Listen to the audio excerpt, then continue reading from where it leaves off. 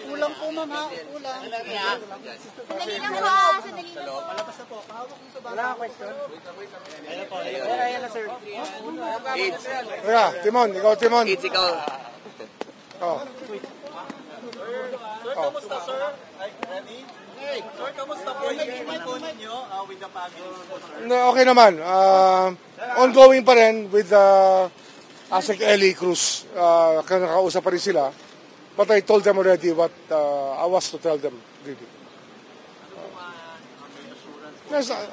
Ang sabi ko naman sa kanila, ang pumasok kami rito 3 years ago, the deadline was always yesterday. Lagi yung mga problema namin, backlog lagi ang problema. Unang pasok pa lang namin. Pero hindi kami tumitigil talaga. We're not leaving any stone unturned para ma-solve natin itong mga kasong ito. Parang gusto yata nilang sumama sa Kaaldi sa pag-graduate. Sa kanan yan, I just signed a letter for the Japanese government asking for assistance para magkaroon tayo ng seabed, lake bed mapping at iba pa mga capabilities ng technology na kailangan natin para dapat dito kasi scientific ang approach eh. Hindi pwedeng chamba-chamba to. Scientific ang approach dito. Sir, may affidavit na po ba? Ano pong siya? May statement na siya eh. Alam ko signed na yung statement na yon, pero just the same, may statement talaga na nabasa ko. Sir, may reply na po yung Japan? Wala pa. Actually, kakapirma ko lang ng letter. Kasi, nakipag-exchange pa kami ng ideas kung ano available equipment na pwede na hihiramin at tulong na pwede hingin sa kanila. Pero sir, nandiyan na po yung Japan. Kailangan pa rin po kayo ng Coast Guard. Dahil lahat tulong-tulong yan. Oo. Pero sir, hindi ba maganda kung may affidavit na rin po si alias? Oh yes, ano yan eh, kasama na yan sa complaint na file natin. Secretary. Pagdating sa WPP kay alias Toro, ano na pong update? Hindi, andyan ang WPP, nakaalalay lang. But so far, the security is under General Torre, kay PNP Chief.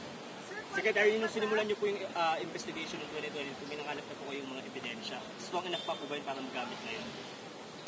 Magagamit na itong mga ebidensya na nakuha natin. At ang mahalaga lang kasi yung case build-up. Under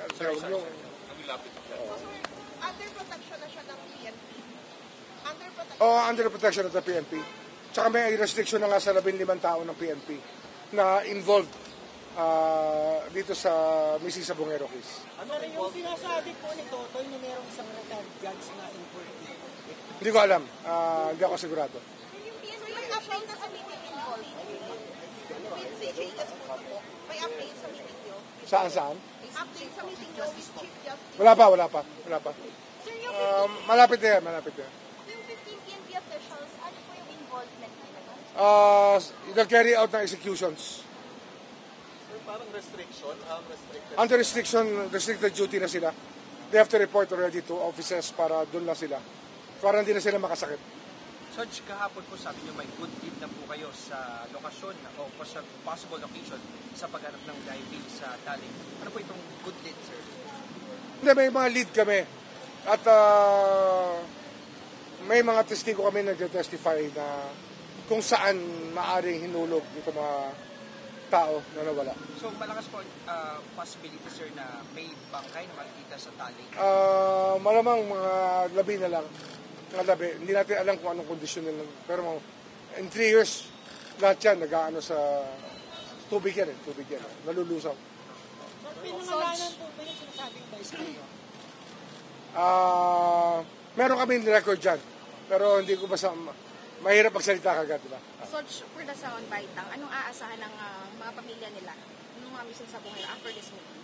Hindi namin titigilan to. Talagang kailangan ng hustisya. Alam mo, ang kaluluwa natin bilang mga Pilipino nakataya rito. Dapat dito hindi tayo pumapayag na pera-pero lang ang naging Panginoon ng Pilipino. Hindi dapat gano'n. Diba? Sige, salamat ha. Sir, ombudsman, sir. Sa ombudsman na. Saka na, nasabit ko na. Kailan niyo po